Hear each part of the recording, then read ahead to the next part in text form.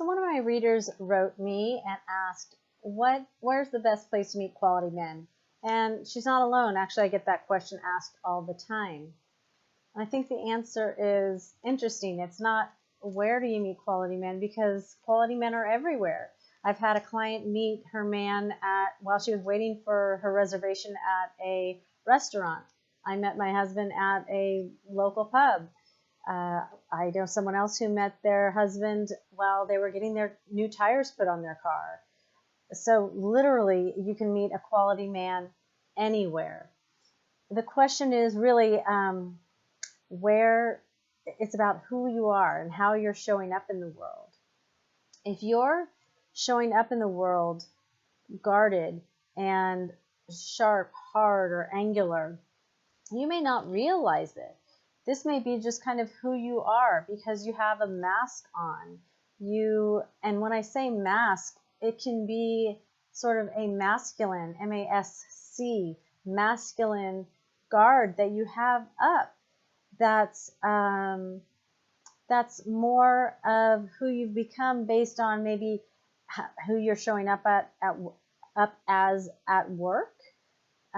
It may be because of how you were brought up. Maybe you're sort of the parentified child, or you didn't have a daddy around who was the umbrella for you, who sheltered you, who protected you, who was available for you to go to be the one to say, I'll be the one to take care of your feelings, to ask you how your day went, and is there anything I can do to help you feel better? If you didn't have someone in your life to take care of you in that way, if you didn't have a male figure in your life to take care of you in that way, then maybe you had to be that protector for yourself. And so you grew up kind of always with your, hands up, guarding people and holding people away. And so that energy is now being given off on a daily basis.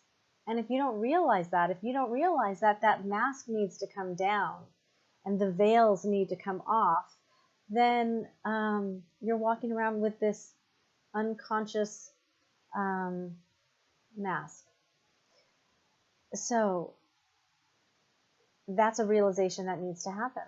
And when that realization happens, you come to the understanding that you need to do the dance of 1,000 veils and start peeling back the layers and taking these veils off so that you can become more open and receptive and available.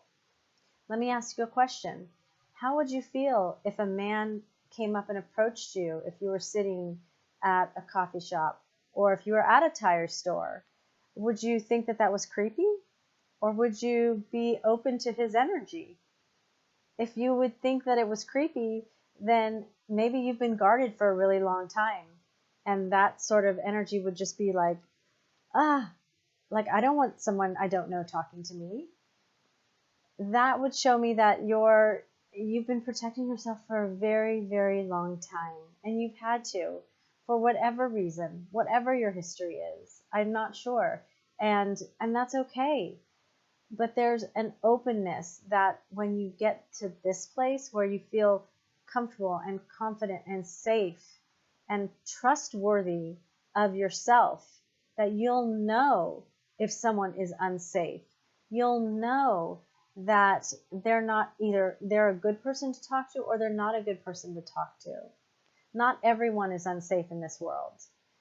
And perhaps the ones that have been unsafe, maybe you've let them in. And the ones that are safe, you've pushed them away.